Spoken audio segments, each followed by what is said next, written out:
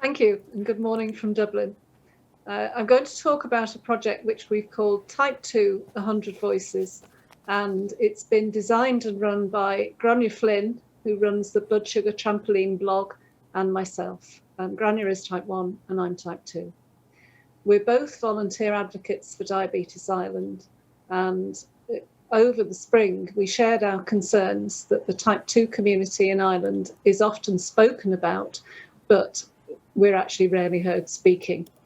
So we developed a community action project to persuade people with Type 2 to voice their opinions. And in Ireland, this group can be quite isolated because they generally attend their own doctor and they don't go to the hospital. They're not meeting other diabetics, and we just want to try to bring them together more effectively. So we're focusing on 3 issues. The first thing is that in both face-to-face and virtual groups, people with Type 2 diabetes are often looking for advice about the management of their condition. And this can be at the most basic level. And they often suggest that they've received very little advice from their doctor, even at diagnosis. And then secondly, during the pandemic, our media has stated over and over again that Type 2s tend to be overweight and eat badly. And we just wonder how our Type 2s are feeling about such unsympathetic reporting. And then thirdly, as diabetes advocates, it's very difficult to advocate for a group of people who aren't coming together and who haven't really expressed their needs and their views in any coherent form or said anything about their experiences. So the aim of the Type 200 Voices project is to persuade our Type 2 community in Ireland to begin to come together to speak out for themselves. And the project is designed to be brief, and it's designed to be delivered by December this year. And we're collecting data in 2 forms. We have a short online questionnaire, and there's a paper form if it's requested. And we're asking what kind of information respondents were given at diagnosis. And these are simply tick box answers, so it's not going to take people very long. We also ask respondents to tell us about their reactions at diagnosis. So we're trying to get a little bit at the emotional response to being diabetic.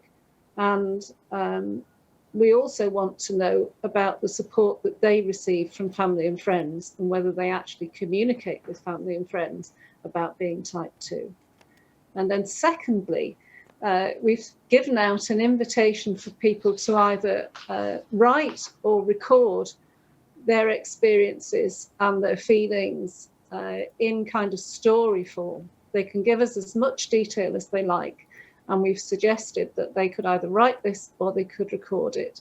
And we've set up a dedicated email for that, which is simply type2voices@gmail.com. And we're hoping that through that, we may get some longer stories that we could use in the media and when we're speaking to politicians and to medical professionals. So how are we getting on? It's very early days. We went live last week, but we've 20 responses to the questionnaire. Disappointingly, none of the more detailed stories, but we have got everyone's email addresses, so we can always keep trying. But the initial responses support emphatically that information at diagnosis is often deficient. And we can also confirm that some people in our community are afraid of being judged harshly for being diabetic. So 20 replies, but it looks as if our hunches are correct. Why is this useful?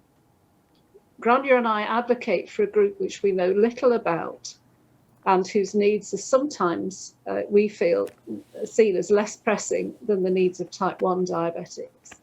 So we're hoping to learn more so that we can advocate more effectively. And if in the process we persuade some of our respondents to advocate for themselves and we achieve the start of a conversation between members of the Type 2 community in Ireland, then we feel that what we're doing will have been worthwhile. Thank you.